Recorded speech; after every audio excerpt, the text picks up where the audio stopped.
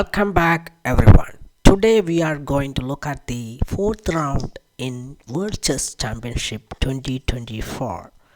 Here Ding is playing as white and he brings the knight out to f3. Gukesh plays d4 and e3 by Ding.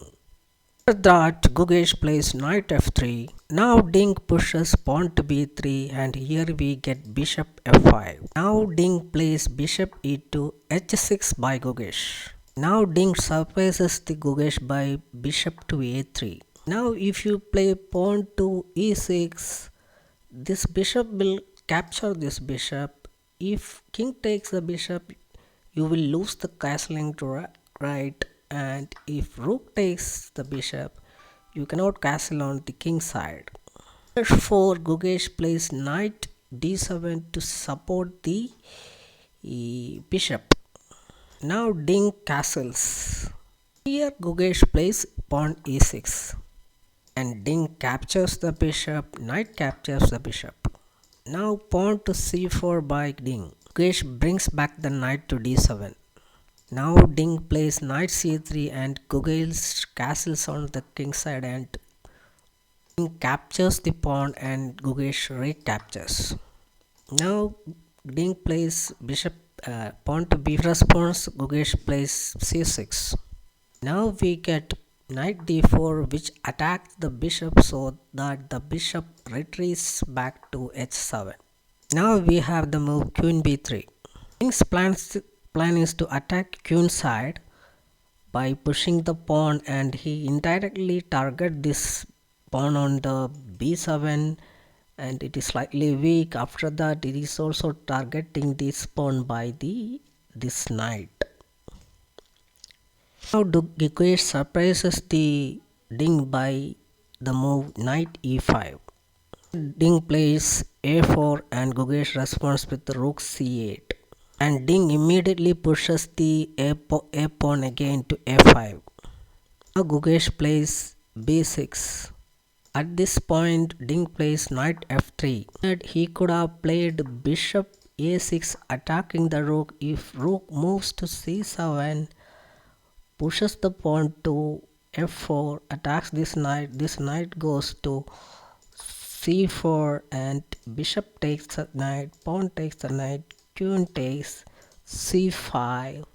Now you play knight to b5 attacking this rook and rook moves to c8 and you takes this pawn, attack the rook again, pawn takes this knight, knight takes rook, queen takes knight, queen takes knight, queen takes queen, rook takes queen and pawn takes pawn.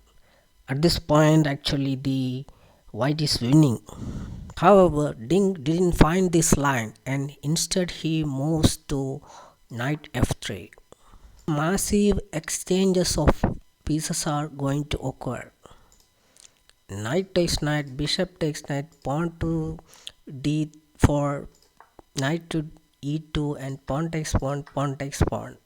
Now Gukesh plays bishop to e4 and Ding plays rook f d1.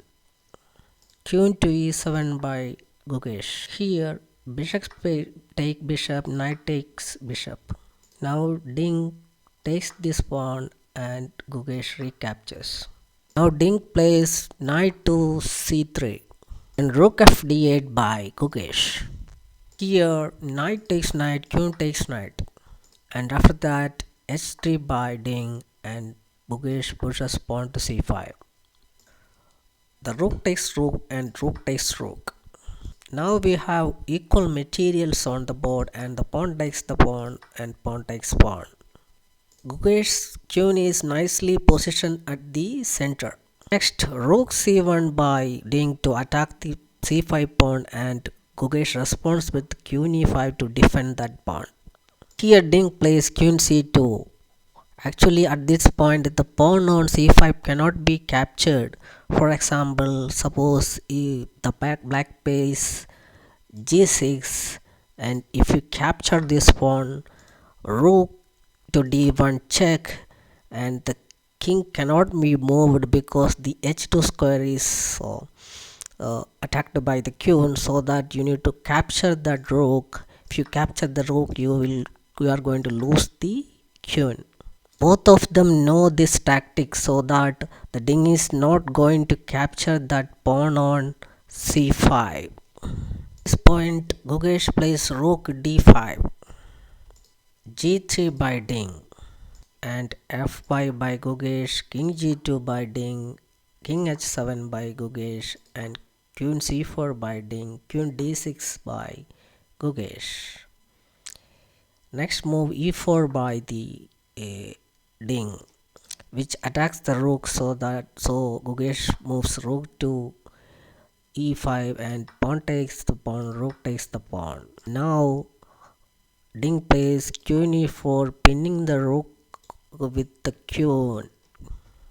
Here Gukesh plays queen d5, counter pinning is queen, so that Ding takes the queen, rook takes the queen. Next, king f3 by Ding and king g6 by Gukesh. King e4, rook d4 plus check, king e3, rook d5, king e4, rook d4 plus check.